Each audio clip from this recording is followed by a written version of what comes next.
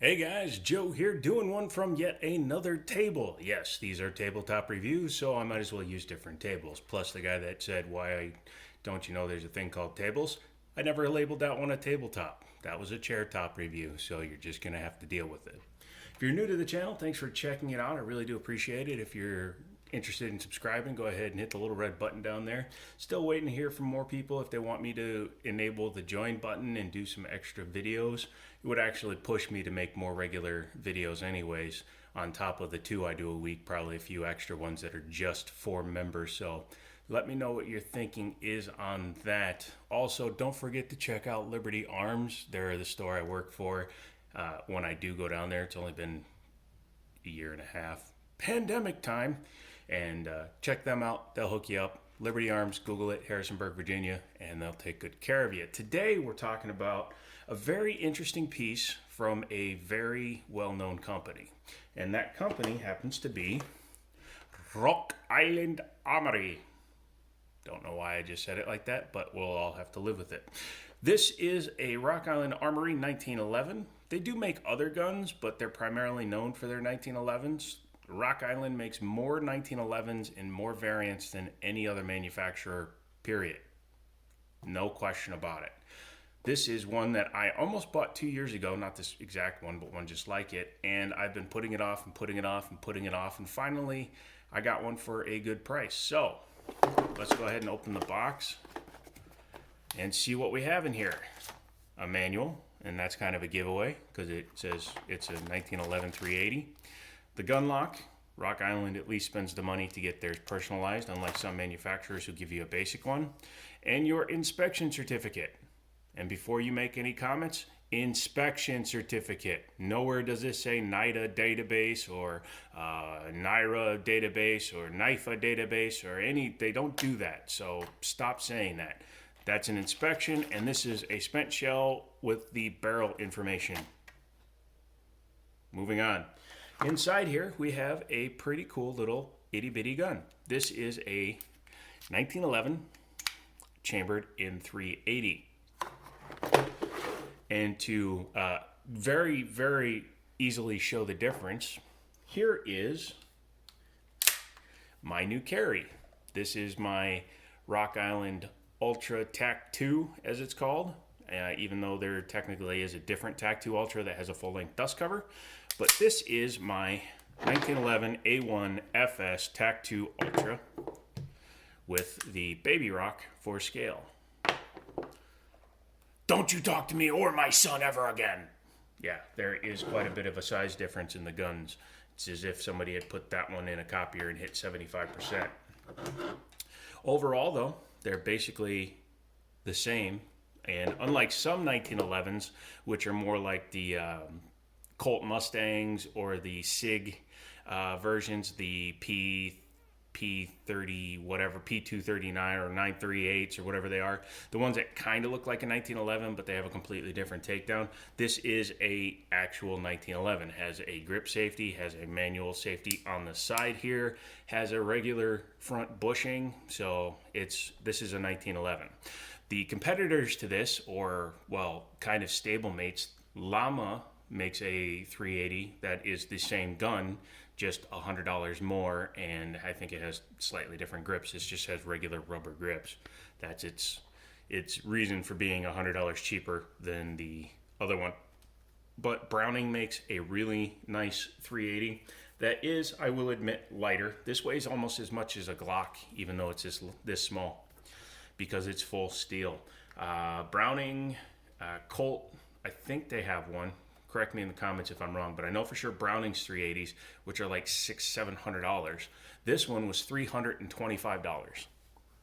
And if you compare that to something like a Walther chambered in 380 or even a Bursa Thunder in 380, this is a good value proposition. And that was full price. I offered to pay full price because I used my employee discount to buy this one. So yeah. And again, that's thanks to you guys. Watching these videos helped me make money. I was able to flip money, make money on the Glock 19. You saw that in a previous video. I actually sold that to Daniel, my buddy. And that's how I got these. Let me show you really quick the difference between a 380 and a 45 just so you can see the difference. These are both hollow points.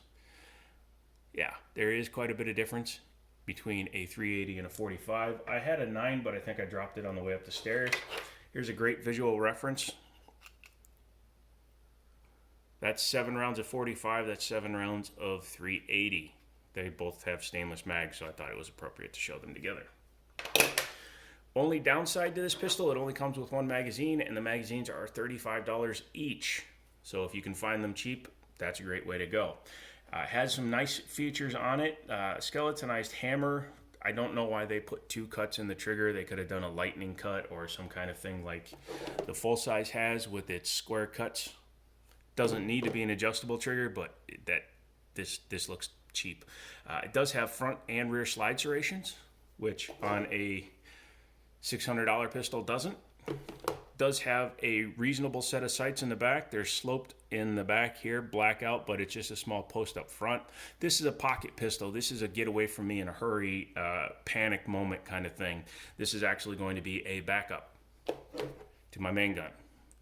And I have another backup for the backup. So I'll have a main gun, a backup to the backup, and might even have another backup to the backup to the backup if I decide to.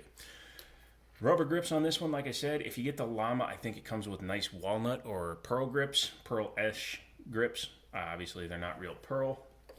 This is the magazine it came with. It looks to be like ACT because that's what this one is.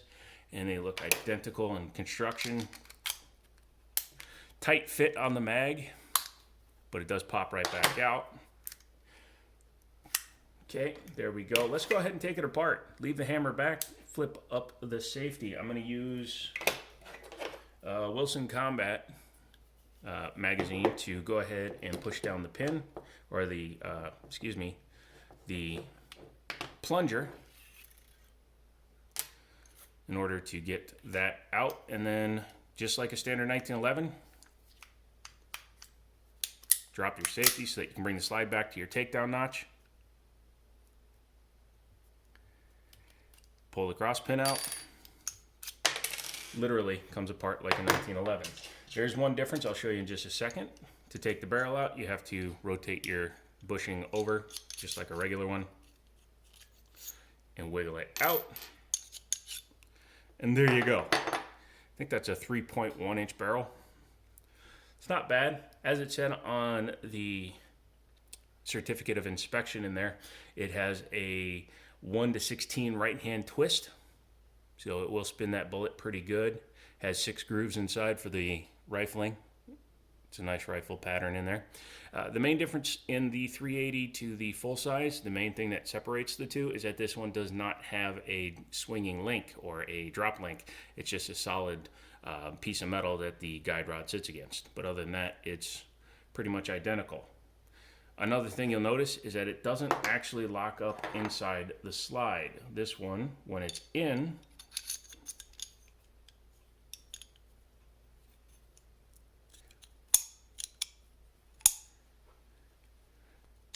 doesn't actually sit up against it. Sorry, took me a second to line it up right. So even though it's almost a full 1911, it is slightly different because there's no locking lugs because it's a low-powered round. I guess it doesn't need them. Taking a look inside the slide, you will see that I've kind of done a little bit of the joeing to it. Took a little bit of the parkerization off and added some lube to make it nice and smooth.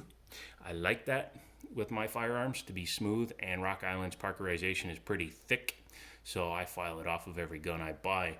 As you can see down in there, the machine marks are minimal. Overall, very nice. Does have an external extractor, again differentiating from a full size, probably because there just wasn't enough room in there to get the extractor in there comfortably. It is pinned in up there. Frame makes me look just like I'm a giant holding a small itty bitty 1911. However, I can still get my hand on it. We will look at the trigger when we put it back together. But inside here, Series 70 style, so no drop safety. Doesn't need one because it has a grip safety and a manual safety. 2 safeties should make you safe. T. Overall construction, just as good as any of their other guns. Some of the parts are metal injection molded, such as a slide lock, and I believe the plunger and the safety here on the back, but there's not much you can do in this day and age to get a $300 380 1911. Let's put it back together. Simply reverse the process. Go ahead and slide your barrel in. Take your bushing, slop her in there. You're gonna have to just twist it until it seats all the way, just like that. Spin it to the left or the right as you're looking at it. Take your guide rod, stick her in there.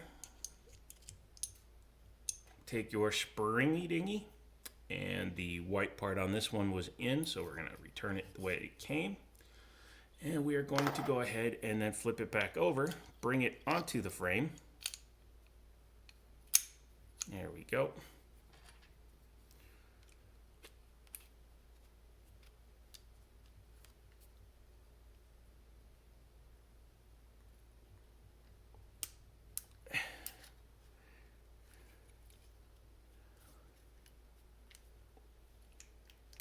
There we go. Sorry, sometimes it's a little bit fiddly on these smaller guns, but you just do that. Go ahead and lock the slide using your safety. Put your plunger back in. Even though it's only a 380, it does have some pressure on that spring, so you need to be careful. Since I've done this now a couple of times, it's a little bit lighter on the spring. There we go. Go ahead and drop your safety and go ahead and make sure it works. Let's talk about the trigger. While it is a 1911 style trigger, it feels a little bit stiff. Ow! First time I ever got hammer bite sideways. But it's a little stiff, but it's still very direct, so it just comes back. That's it. There's really no movement in this. And then, bingo. The reset is just forces your finger right out, so you're right out there. And then literally, you can slap this one. It doesn't matter. And it goes. One benefit to this firearm, and I'll probably put a base pad on the next mag that I get, is the fact that even though it's just a tiny 380, I can get my hand all the way on it. You can see my meat of my finger there is on the grip of the gun. So when firing it, I do have a full hand on it. And I have pretty decent sized hands, so that's a good thing. So that is the Rock Island Baby Rock. It's been out for a few years. I meant to buy one 2 years ago, and for some reason I didn't, but I just made up for it today.